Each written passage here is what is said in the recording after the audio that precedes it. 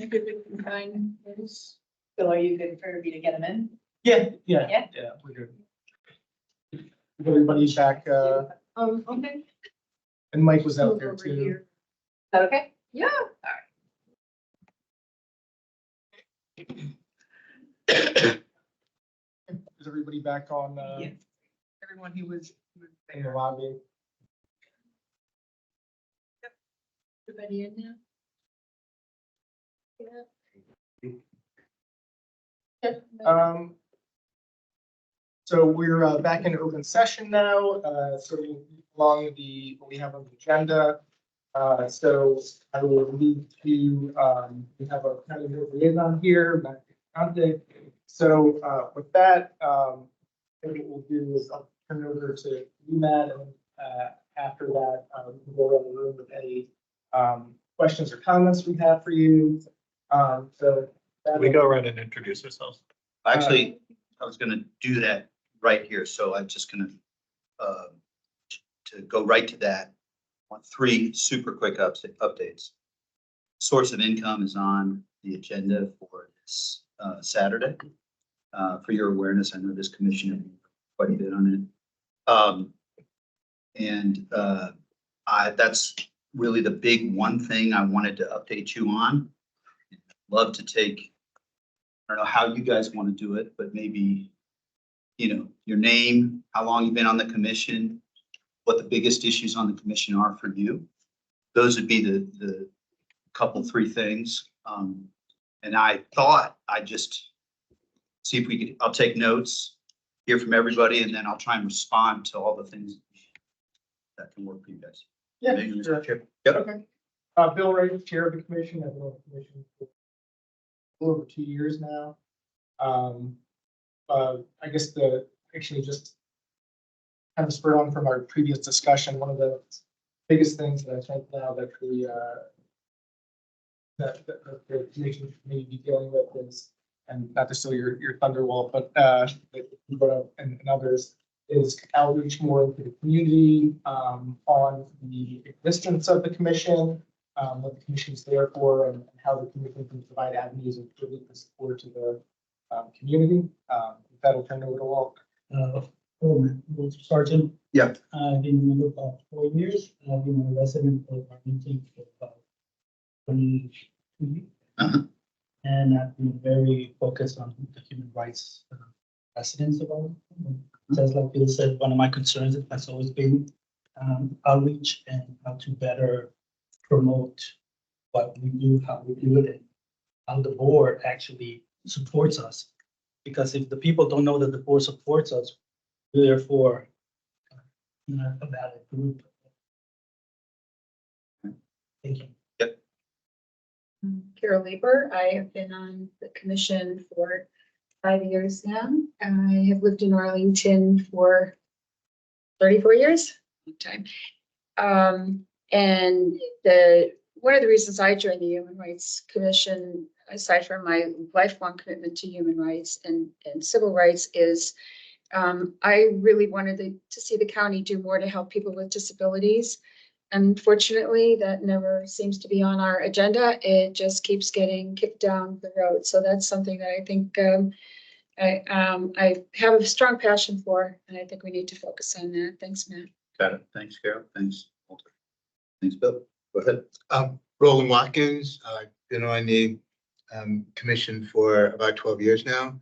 And I agree pretty much with everything that everyone has said. I kind of think a huge issue that one should be dealing with is equity, and how we could be making the whole process and the whole system and the whole commission look at it from an equity perspective and see how we can relate pretty much a little bit more to the community.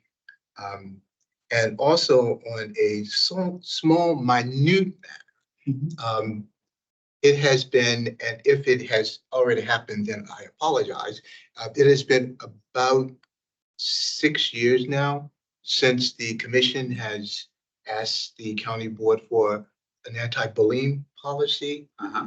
And about 2 years ago, we actually presented to the county board an actual anti-bullying written policy. Mhm. And it's my understanding that the county attorney doesn't have any problems with that anti-bullying policy. And I was just wondering when one thinks we're going to see something.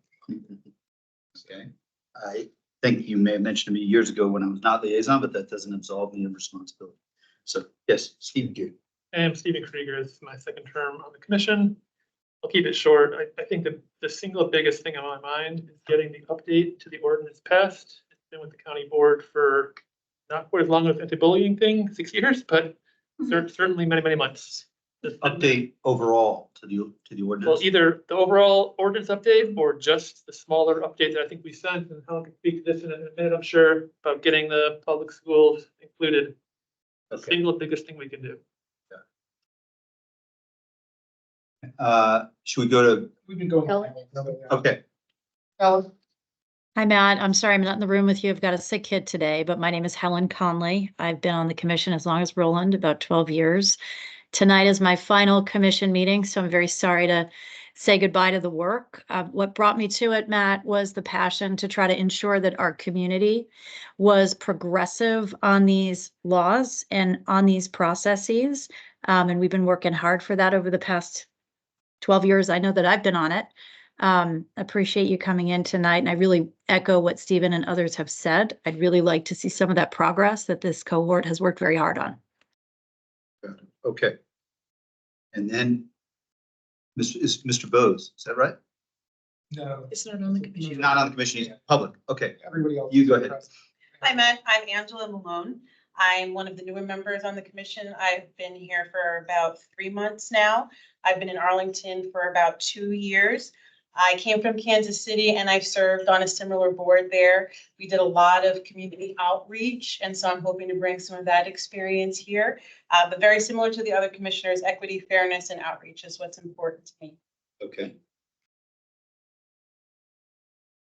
And I'm Wanda Younger. I'm the second newest on the committee. I was appointed in November of last year. And we spoke about outreach, but I think one of my biggest concerns, just from the short period of time that I've been on this commission, is what I perceive the county board and our liaison having roadblocks or issuing roadblocks to what we are trying to do as a commission in terms of human rights and discrimination. And I'm sure we'll get into that a little bit later. Hopefully, if not, I'll have some questions, but I think that would be one of my biggest concerns, is what I perceive to be roadblocks from the county board and our liaison from allowing us to do our work, as well as, it's my understanding that the county board has also prohibited the Housing Commission from working with us. So I would like to hear a little bit more on that as well. Okay, I am Stefan Klein. I've been on the commission for 2 years, but I was also on the commission from, I think, 1994 to 2002. Not sure I have anything to add, but I actually did not know what you were referencing at the beginning when you said source of income is on the sure. agenda this Saturday. I don't know that that's been an issue that we as a commission have Okay, focused on. Ordinance, it's one of the updates to the ordinance. It has been an issue. all right, good. Oh, my next, Yep. okay, yeah. So, my name's Fatima. I have been in commission for, I guess, nearly 2 years. What brought me to the commission is my interest in and passion for keeping us all accountable. It's just the way I think, I think everyone should be judged by the same standards.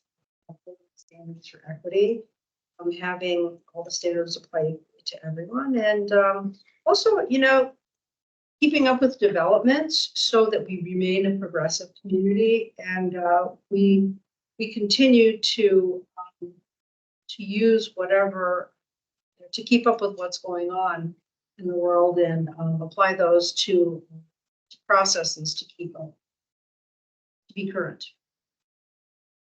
Great, okay. So I'm gonna try and respond to everyone's questions and do the best I can, and then give an opportunity for folks to follow up. I respect each of your truths. I heard loud and clear a couple of truths that are direct, and I respect those. I will try to be a human being, and you do not have to treat me any nicer, but I do have a 12-week-old that's at home. And I'm a human being, so I may say things that are imperfect. And that doesn't mean you shouldn't hold me accountable. And so let's dig into it.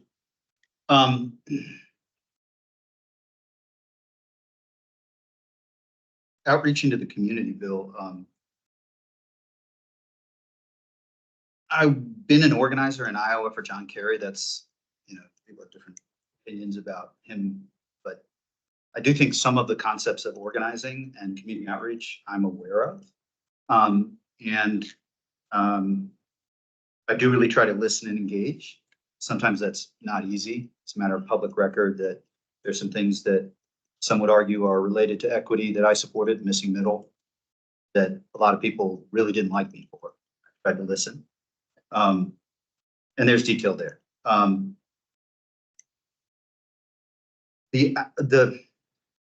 guess the question, I'll be interested in further thought about how we best do outreach in the community.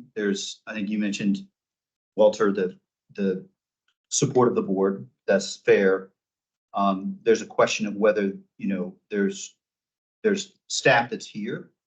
And then there's my impression at this moment is that staff is both here to be accessible and engaged, but I would not currently honestly describe it as community organizing and that type of outreach that is in the current mission. And I could be wrong. But being available in the community and being at events is certainly a part of the work.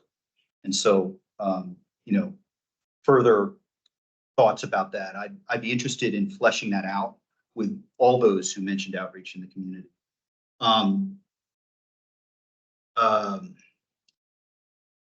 Walter, I should say a couple of things. One other thing about why I wasn't here last time. The Northern Virginia Transportation Authority is I'm a member of that commission, and it's mostly mayors and chairs of different places. They provide money to Arlington and other places for transportation projects. Some of the work they do is Metro, which I see as critically equity related and frankly, if there weren't majorities in both chambers of Virginia House, and I worked really hard to make that happen, Metro funding would not be something that would be in. So I think it's a reasonable commission. I had not been to their commissions. I took a modified paternity leave. I went to 5 meetings in the month of January because I wanted to try and be a good, I'm pretty addicted to politics. I wanted to be a good dad. So I've been 2 months without being at that commission, and it's the same night. And I'm, so that's context on that. Back to, I think there's a little context on human rights. To my knowledge, the history of human rights is, the acronym HRC is, there's a massive building in DC that is the Human Rights Campaign, and I keep associating with the history of the Human Rights Commission. I didn't research all pieces of it, but you got the gay rights, it's the ordinance from 1989. You got the gay rights movement that was there, moving the human rights movement, and then I don't know when Hillary said stuff in China that changed the phrase human rights, but there's a history to it. I think we have an expanding definition of human rights, as we should. The board, the board, under the ordinance, the board should not, that's why we weren't in the room. The board should not be. You should decide individual cases, and the ordinance includes a number of different areas for action. Let's see, I'll jump ahead, and, I think, Helen, you said, and this is related to Walter, your comments, progressive ordinances and laws in the community. You want us to be as good as Arlington purports to be. We purport to be this super progressive, accepting, equity-based place. I don't believe that we are as good as we tout. And I both have to take responsibility for that, and I also ran for the board to make us closer to an actually progressive community. And so I want to, I think the board can and should do more. I think that we'll talk about the education piece. But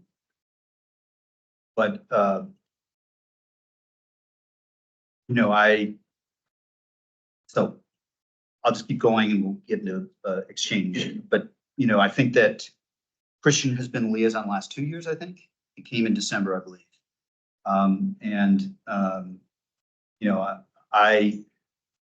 I'm mindful that source of income, your question, is about housing, whether landlords can discriminate against those who get housing choice vouchers as part of their payment for housing. So essentially saying, I think you're low income, I'm not going to let you rent from me. And the Housing Commission and the Human Rights Commission, to my understanding, have been saying for years, let's do that. And I have been saying, whenever this comes up, I've been saying, let's do that.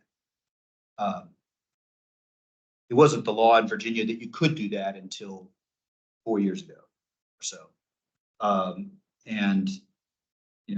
Mr. Macbeth has been pushing on it. I know this commission has. We are finally doing it on Saturday, and it's an area of work that I hope that we can engage in, because there are challenges to our community in terms of embracing and accepting the 24,000 Arlingtonians who live on $45,000 a year or less, and those who on source of income. So that's part of what I see as human rights in our community. Carol, to your questions. I'm also newly, last year and this year, the liaison to the Disabilities Commission. I was fairly critiqued. We have way more bus stops compared to Fairfax County. They just have whole areas that don't even have bus stops, but it's too slow. Not a lot of our bus stops are accessible. And so I pressed on that. I was criticized in 2022 about this fairly, and I pressed on that and continue to press on it. And we do have a plan for working on that. It's not as fast as I would like it to be. There are other instances where our work on disabilities falls short. There's also standards, as you probably know, and probably everybody, that there's ADA compliance, which is not always as good as what we need for true inclusion of those with and making it really accessible.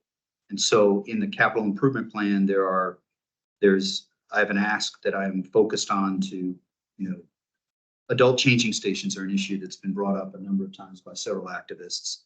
And, this building and 2 or 3 other buildings, it is a little bit of question of resources, but it is still, I think it's fair that we have more to do in that broader area. I mean, sidewalks, we sometimes build, but they're not always even enough so people can use them. So there's more to do there for sure. Roland, equity, I get letters I live in far north Arlington, and I get and I like some of my neighbors. I like a lot of them. I do not stay up at night worrying about my streets. I worry about the 24,000 people who live under $45,000 a year. And to me, equity is, you now hear equity being used by some to say, we need equity, I need soundproof pickleball courts in X, Y, or Z place. And that's true. That's a fair concern, but I think sometimes equity is now used as a sword by those who are not consistent with the equity resolution that we passed, just to be honest. Anti-bullying policy. So I think I can picture where you first mentioned this to me. It was probably at Freddie's annual barbecue, or annual, and that's my guess. I think what I did is followed up, and it's related to this question of the schools that you brought up, Stephen. And Christian came, and people asked the county board to tell the school board what to do. That's not my view of the job. They are separately elected. It is I think if I polled you, most people would say it's a harder job than being on the county. It's a really hard job.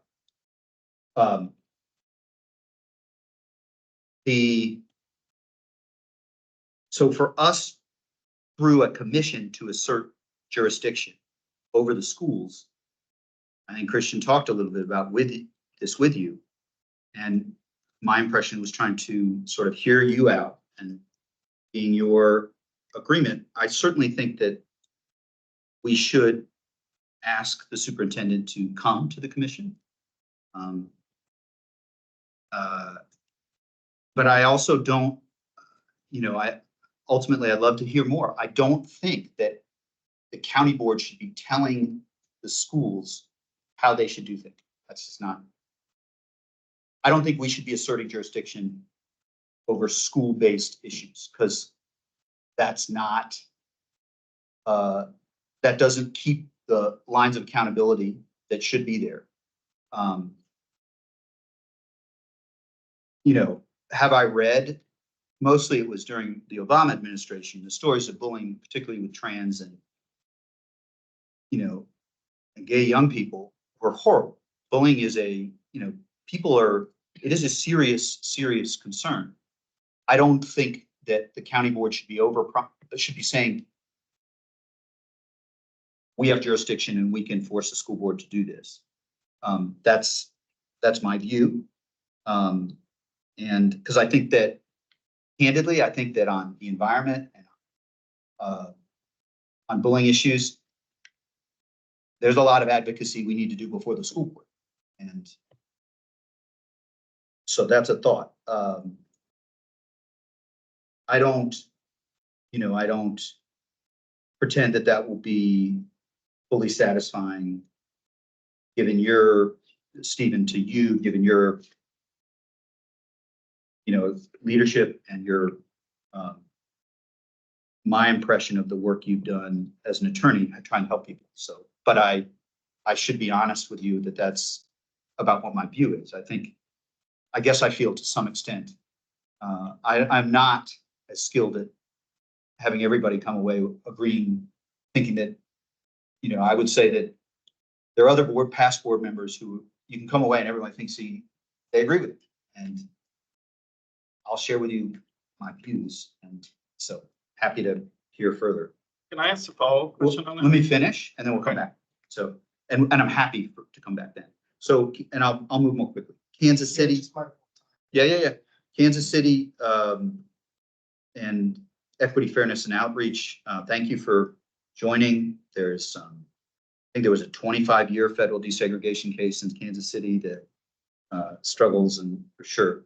And so we talked about fairness and the other piece. Wanda, your points. I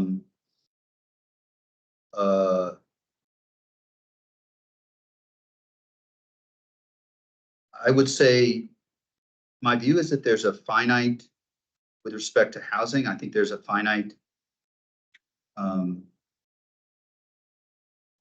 amount of resources, and we just learned we have a homeless growing homeless challenge. I would respectfully say that I don't feel that I am,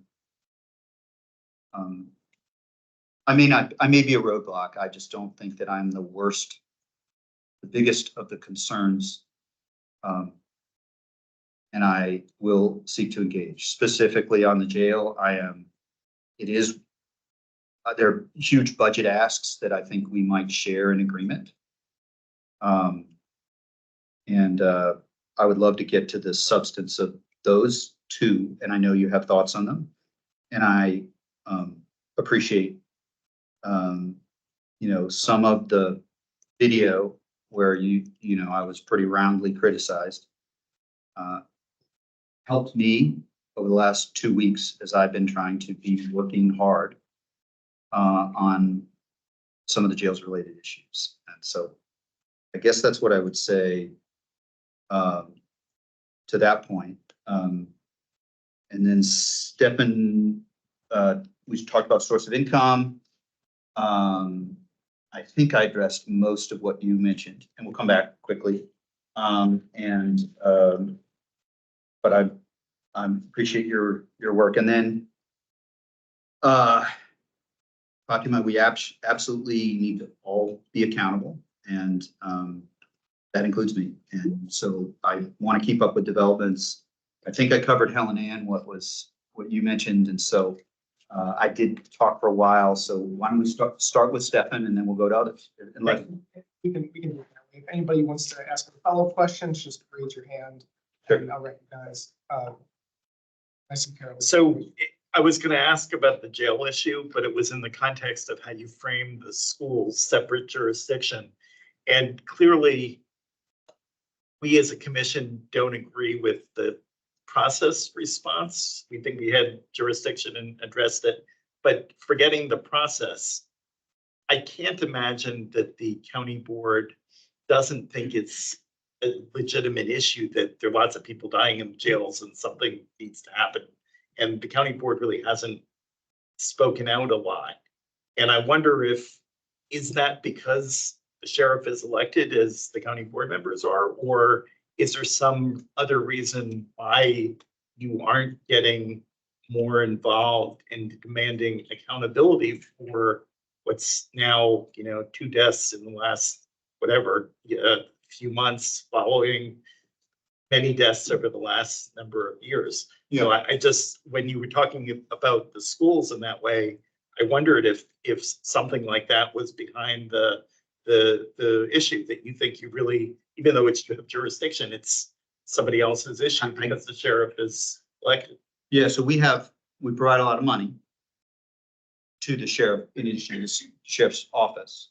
We have, I think it was, by today's count, Department of Human Services has about 16 or 18 people that work in jails on a regular basis. We can provide discretionary additional funding, and we do, for the sheriff's deputies. So in that sense, we have accountability because we could choose what to do about providing resources. We also can't go into the building and tell the sheriff at all what to do. We shouldn't, and also we can't.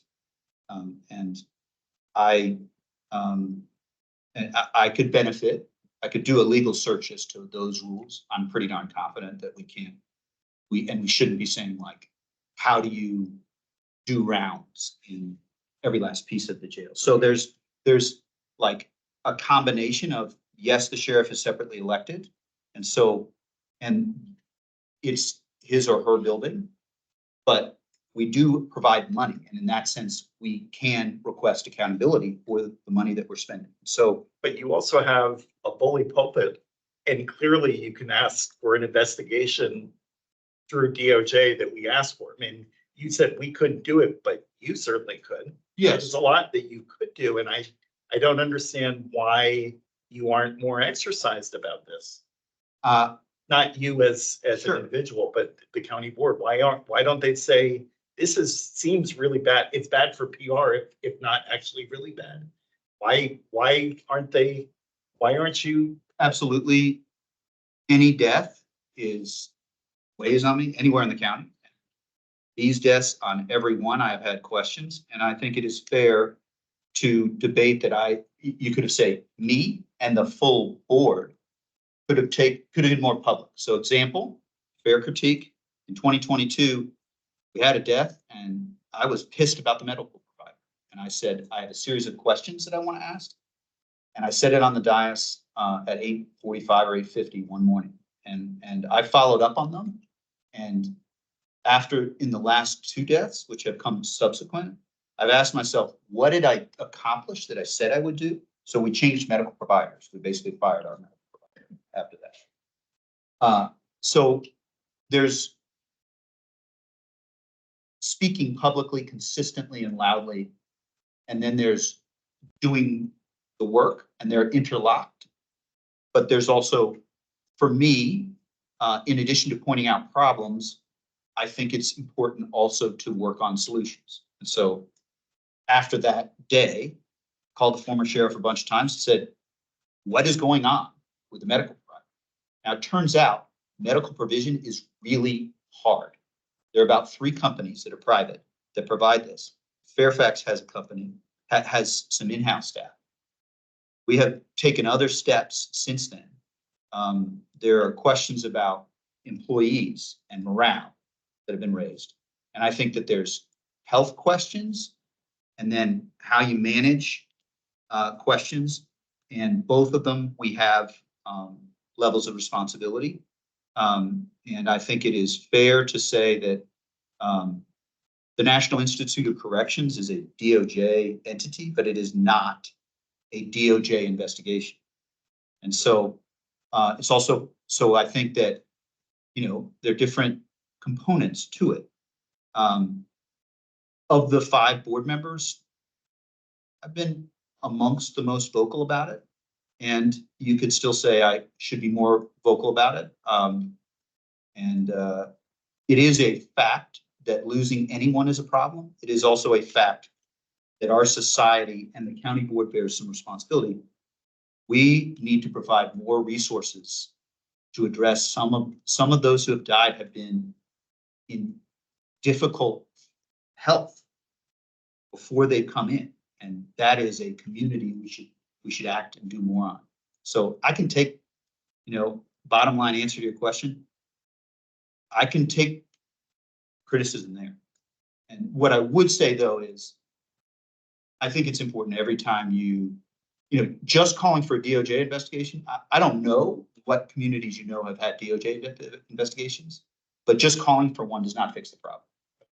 And so I believe that, you know, just saying we need a DOJ investigation without also working the problem to try and solve, I believe in doing that in addition. And so I hope that's the start of a good answer for you. Just to clarify, when I was saying you, I didn't actually mean Matt. I meant you as the And I don't take it personally. What I do have to take is ownership of my part of it. And I'm trying to, you may not agree with everything I said, but I hope I'm trying to answer your question. Wanda, or Bill, whatever I you. was gonna say, Carol raised her hand and then Wanda would get. Yeah, and I'll be quick. Matt, I just wanted to say there are a lot of issues with the disability question besides just the accessibility, which is still a problem. By the way, the bathroom that I needed to use earlier is still not accessible and the building's been renovated. So that's definitely frustrating for me and more so for people who really need the accessibility. But I just want to go on record. It's been at least 3 years, and Roland, you probably know better than me exactly how long it's been since we've had a full commission. We were supposed to have 12 members. We have 10. This is the most we've had in years, and Helen announced that this is her last meeting, so we'll be back down to 9.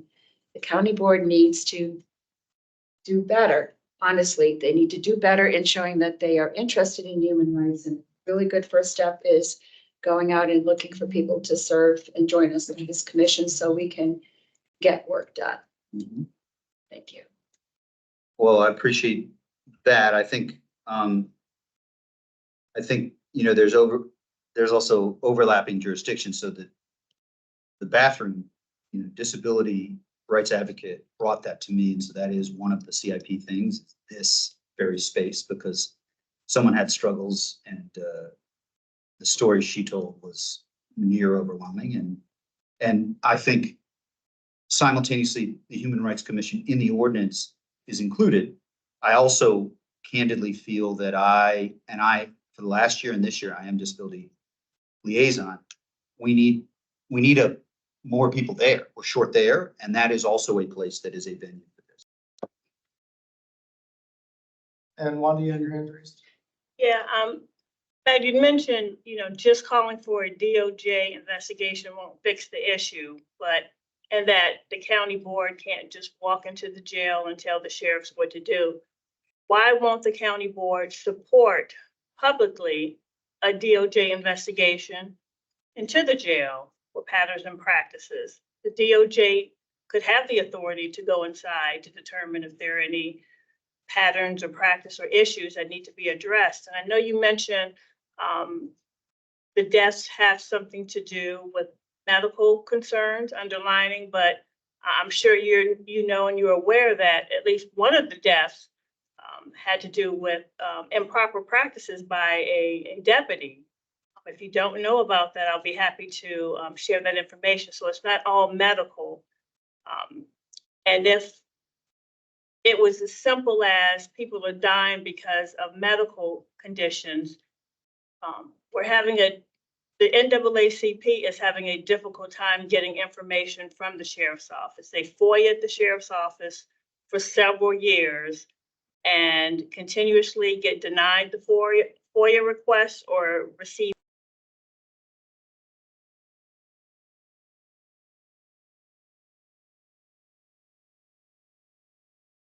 the information that we ask at NAACP. So on the FOIA piece, I hope that my comments tonight indicate I do believe that, so for example, the NIC report, I said, get it out. It was on a website and you guys, to my understanding, hadn't gotten, the first NIC report, or few may not. I generally believe, we should, FOIAs to him don't come to us, but when I talk with him, I say, hey, provide information unless there's a legal reason. Get it out there. Because I think maybe last meeting is evidence that, once the information is out there, that there can be more clarity about what the mistakes are. You know, as well as I do, that so many of the deputies are working hard, and I don't believe that malevolence is what we're talking about. I think we might agree on that. It's setting up systems and making sure that there's clarity about how those systems must be followed. That in my conversations that I think are the challenge. And so, that's on the FOIA piece of it. I can't tell the sheriff what to do on a FOIA. Usually, frankly, the prior sheriff didn't tell me a lot about FOIAs that would happen. So I simultaneously have to take responsibility for engaging with the former sheriff and the current sheriff. But I shouldn't pretend that I can, per se, order him to do things or order her to do things. So that's a little bit on FOIA. On the patterns and practices, there was a lawsuit, it's a matter of public record, that was successful on the state level. And I think from afar, some people respond to lawsuits by being concerned and afraid to share information. And I think that is not an unreasonable thing to do. But, one thing I didn't do in preparation for this meeting is extensive research on pattern and practice. What I did do since this issue came up is refocused my efforts on what to get in the budget and what to do about making the jail safer for people. And so,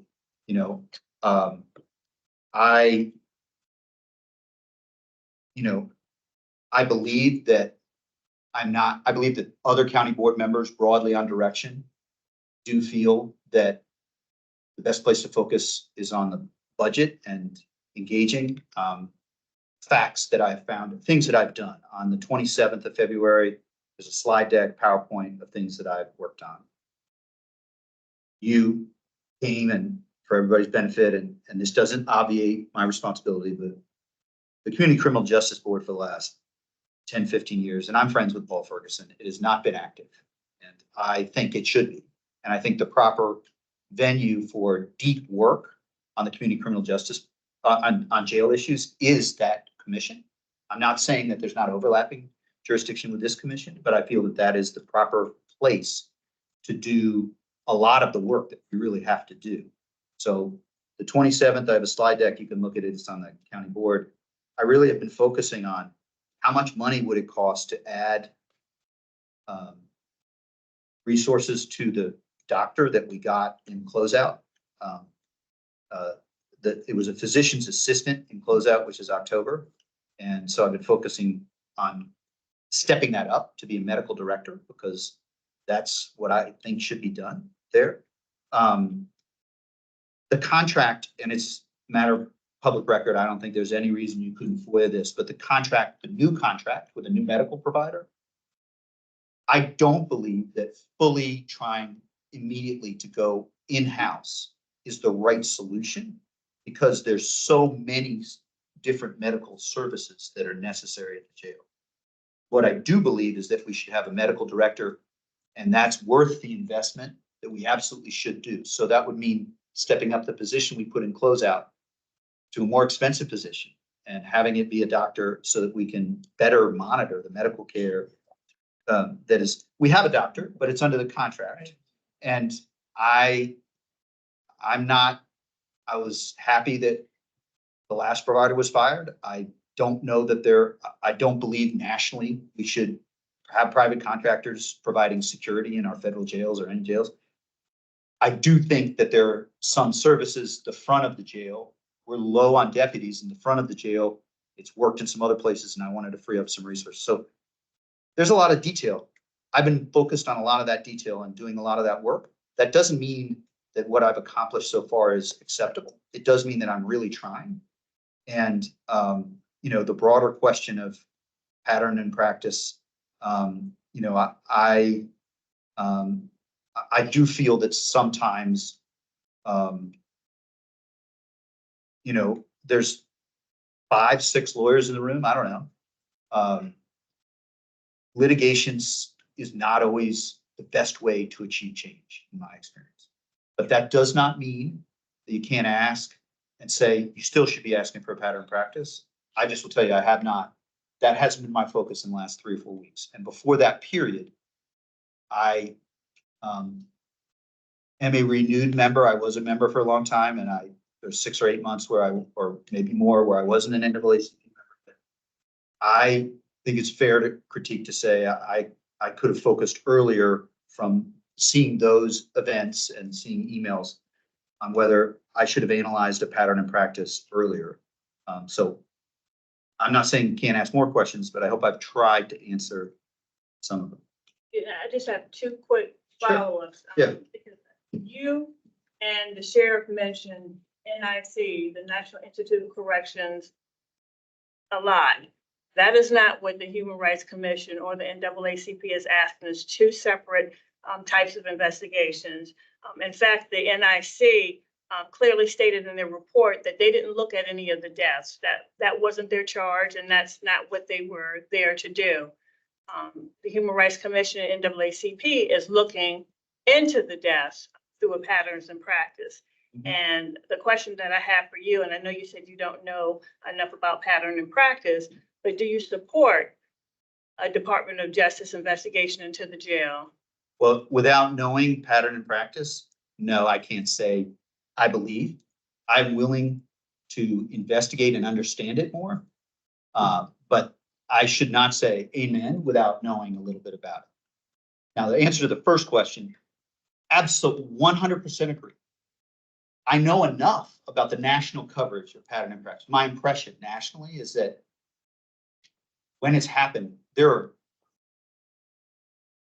Arlington's jail might be towards the progressive side of Virginia, but Virginia's history is abysmal, in my opinion, and nationally, we might be decent by some measures. That's not our community's measure.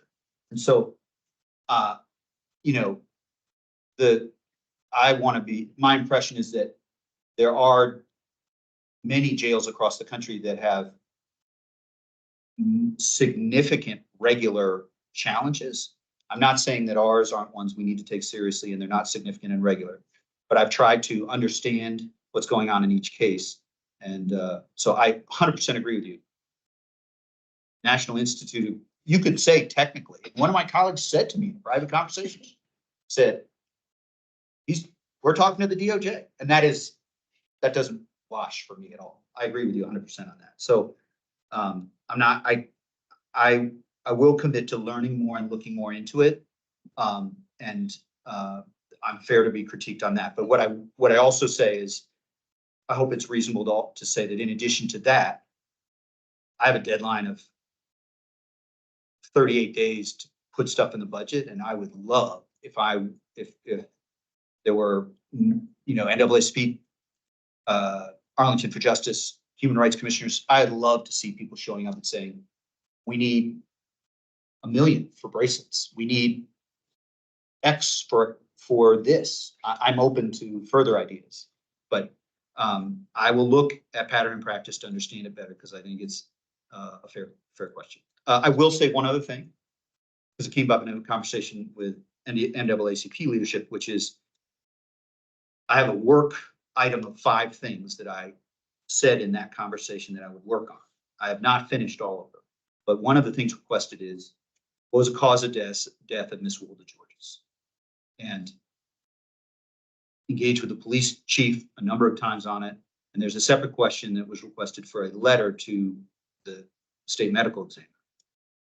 Miss Wilda Georges' death was natural causes, but a meeting with the Commonwealth's attorney has not been held. So there's not a conclusion as to what I don't know.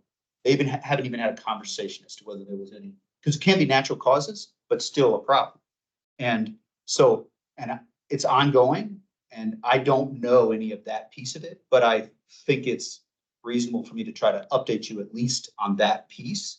That doesn't mean, it's a separate question as to what Mr. Gani Tafti and will happen.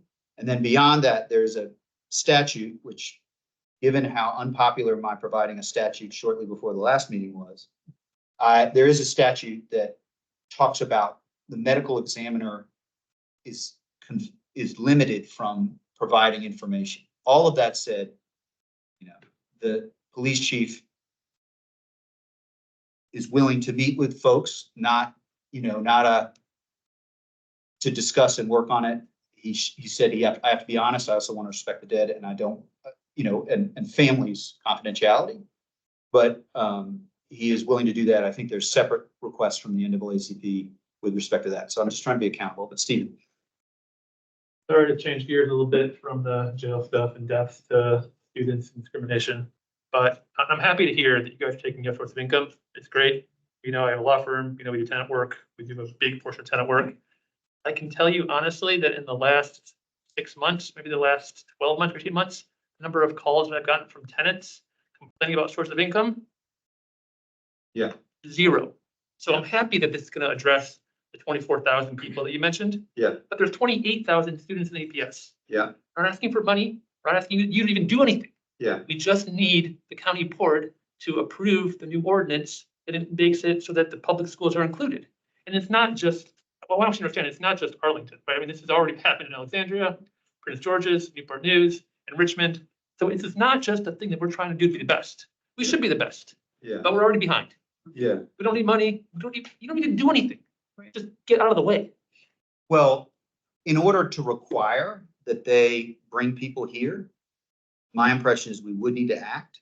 What do you mean? In order to say schools, the Human Rights Commission is going to have the ability to call your employees in.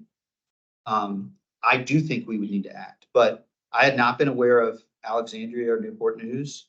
I'll give you an example. Prevailing wage is something that we should do. we passed an ordinance, but we generally don't pass ordinances that apply to the schools. Because they are a separately elected body and they have a whole, as you know, PIPs, policy implementation. But if you share with me the text of the ordinance, I'm happy to engage on it. I can tell you that I feel that the venue for that, and I, 100% agree that there needs to be greater accountability. I believe in a tweaks to the county board's system of governance, because I think you have I'm a lefty and I'm a Arlington Democrat, but sort of have groupthink.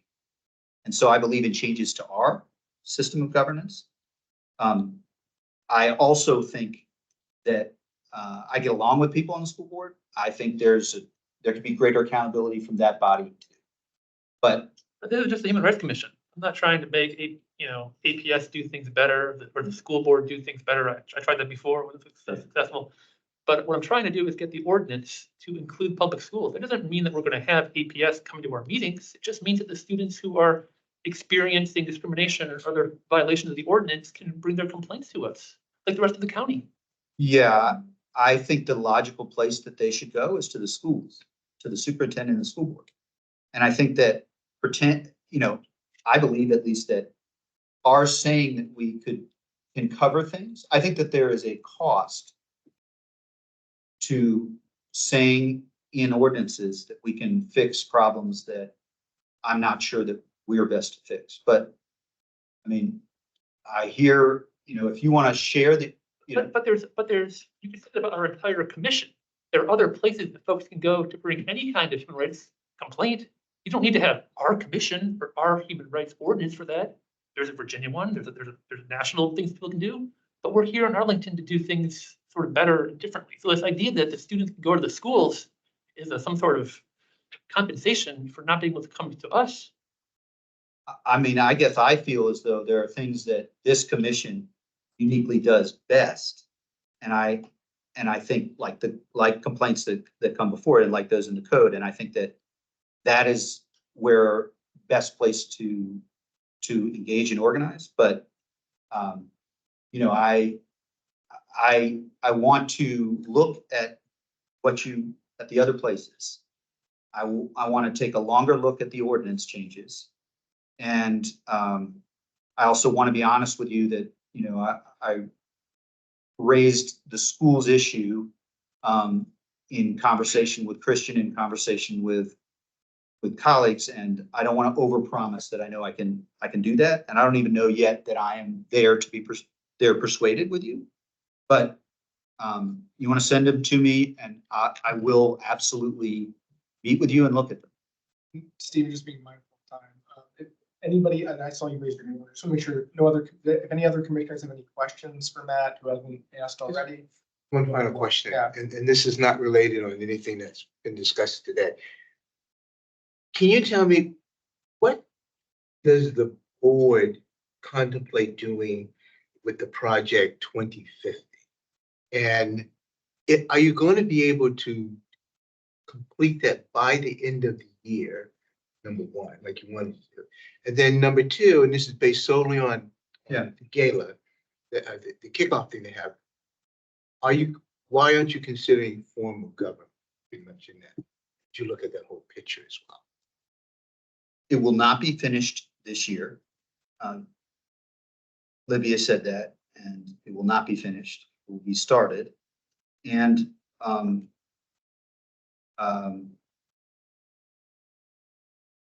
it's a matter of public record that she does not support some of the shifts in government. And so the phrase Patrick Hope has a bill. I believe in that bill. The coverage on that bill I do not think Patrick Hope, I think he's a good person. I do not think he did the outreach soon enough to as many people as he should have done. Hopefully doesn't, but I will be supporting that bill next year. Maybe not exactly as it's written. I'm not sure that California's history is that referendums are a great idea. But I think there's benefit to at-large seats and there's benefits to districts. And so I think we should have a mix of the two. But right now, Richmond's got the power, and I do not think that's right.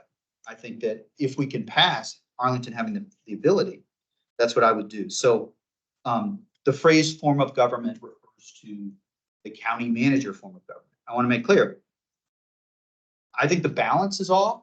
I think the board should sometimes tell the manager more what to do. But I don't think that politicians should run the Department of Parks and Rec. And I do think that the independent police auditor should, it's the first bill that Governor Youngkin vetoed. And my opinion, he was elected on a racist lie, and he has been an abysmal failure. And it's very disappointing that the first bill that only impacted Arlington is something that he just vetoed because he wanted to be tough on crime.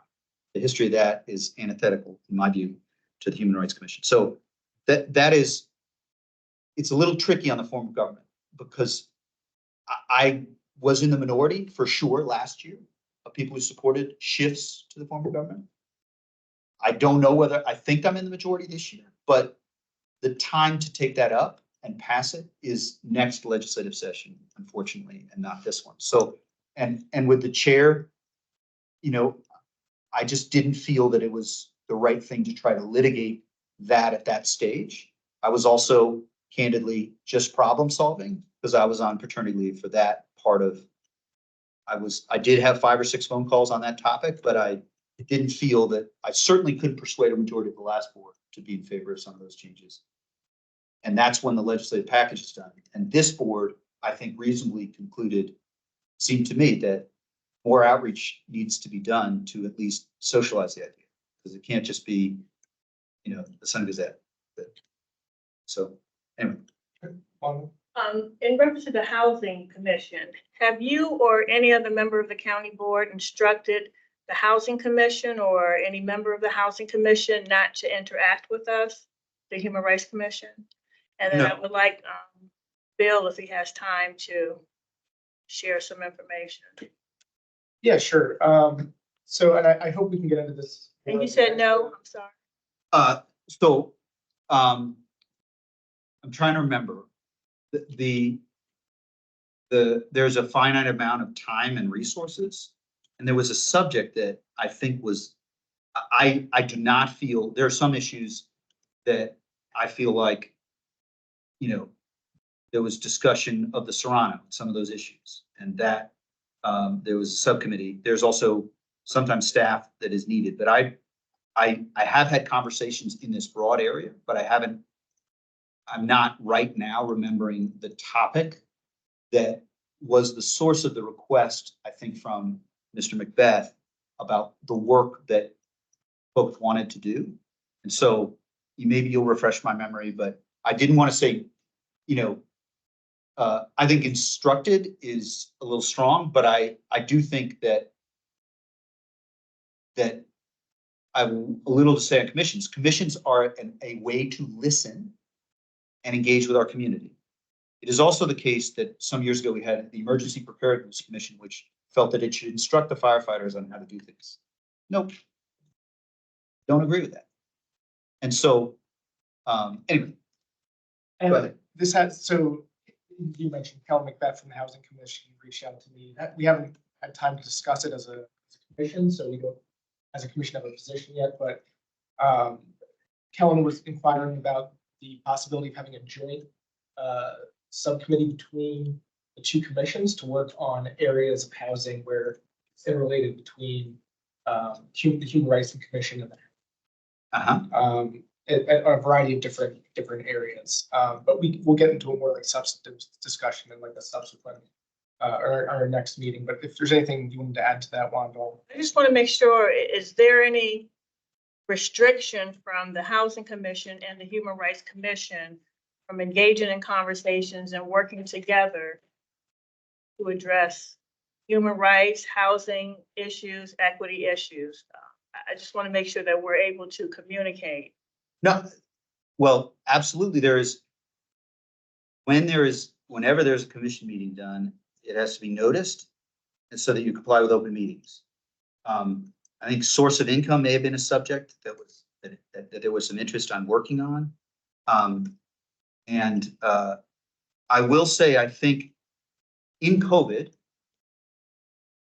Eric Berkey and many other commission chairs wrote us a letter. I don't recall if Helen Ann was on it or that was, we had commissions closed for way longer than I thought they should be because of worry about open meetings and virtual meetings.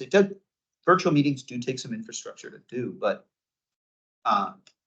little d democratic input from commissions is something I believe in. I believe in, and it's doesn't make me popular with my wife. I believe in messy conversations. I had a lot of messy conversations about missing middle, for example.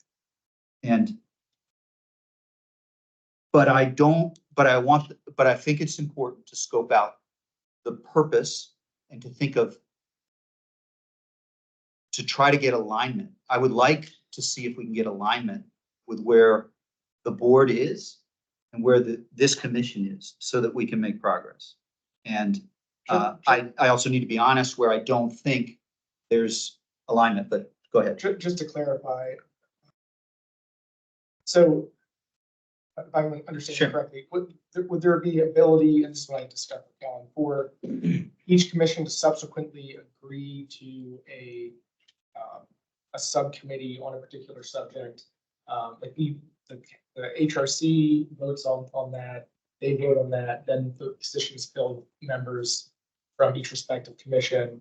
That in and of itself, Kellen seemed to believe was something that was doable, but I think what you were saying is it also would depend on the subject area or the purpose of the committee is where you're saying that. Yeah, because we have 60 commissions. We try to liaison to those commissions.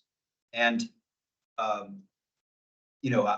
I think that it's appropriate if folks feel differently and there should be a new commission, then the venue would be make noise and say there should be a new commission. I think I'll give you an example. I believe in JFAC, Joint Facilities Advisory Commission. Staff did not. And I did not have the votes to force that commission to be a livable, breathable commission. In COVID, it was not appropriate for a year to think long-term, in my opinion.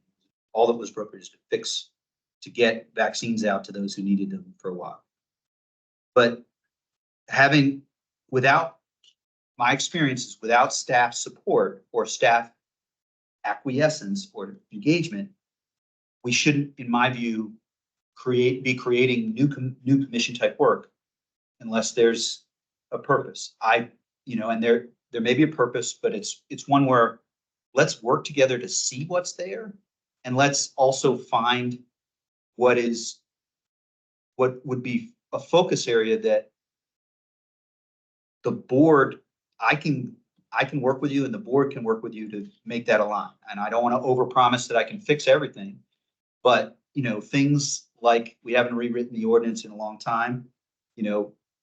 I became liaison and I said, and to her credit, Susan Cunningham, others said, let's get source of income done. To our understanding, you guys have been asking for a long time. So help me, come back to me, work with me. I'm not in a let's create things. I think that there is the human rights movement is like, a movement. And so if you're on this commission, human rights for everyone. And that is important. And it's also the case that like having a scope and target of what the various work that we're working on is going to be the best. And what you don't need is me to say, sure, we're going to do schools tomorrow or we'll think about it and not decide on it for a year. We need to work at the alignment, I believe. So you want to come back. I also think there's a lot of housing issues, pure housing issues, and then that for them to work on. But in any event, I've talked a long time and I want to give you guys the last word. Matt, I just want to point out that it's great to do some of these things piecemeal, but we still use the word handicap in our ordinance. So, I don't know why it's taking so long for us to get the ordinance updated. And I know that there are parts now that you're maybe not comfortable with passing in terms of coverage, school, students, employees and county employees. But if you could please add that to your agenda, that would make a lot of people very happy. That is very antiquated language. Thank you. All right, with that, Matt, thanks for joining. If we can move on to the rest of the agenda. Thank you. Thank you. Thank you. Okay, moving on, is there any public comment? No, I'll move on to the approval of the January minutes. I'll entertain a motion to approve the January minutes. So moved. All those in favor? Aye. All those opposed? All right, that passes. Any extensions? You have one extension. James Carter. There were two witnesses that were unavailable on maternity leave. One had left the organization, has now been located, but we can interview, wrapping it up, but won't be able to get it quite done before we get 1 year. Okay, all right. Okay, with that, I see it's 9:05. Unless anybody has anything else to raise. So you need to vote on the motion to extend. Oh, sorry. Yes, yeah. I'll entertain a motion to extend that. So moved. All those in favor? Aye. All those opposed? Right. I do have Unanimously. one question Go before ahead. we adjourn. Is this the time and place to ask about what we talked about earlier during the closed meeting in terms of the appeal? Oh, we could talk about it now. I just didn't want to hold everybody. Being a diabetic. Who needs insulin? We should bring We have Bridget into the. Yeah. It's gonna affect the human resident. I mean, yeah, so I plan to add it onto the next agenda. It's just, I'm not sure if people. Is that okay to add on to That's that? fine, yeah. Okay, yeah, we'll add it, we'll add that into the April, and reminder, the April one is completely virtual. Complete, or no one will be complete here. virtual. Complete Okay. virtual. But So no one, we don't have to, no one has to be here to, have a, establish a quorum. Okay. Oh, and by way of information, I don't think too many people know about it, but the legislature did pass and the governor did sign a bill dealing with Freedom of Information Act, and it's effective July 1st. That means that commissions, half of their meetings can be virtual. And I don't know whether that is effective with the rest of the meetings, but it will be effective July 1st.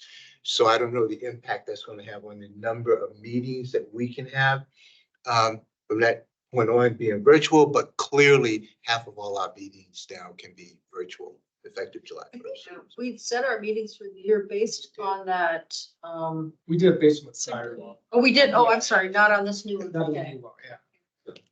We should probably get that law and have that law for the April meeting. Okay. Okay, so with that, I'll entertain a motion to adjourn. Second. All right. All those in favor?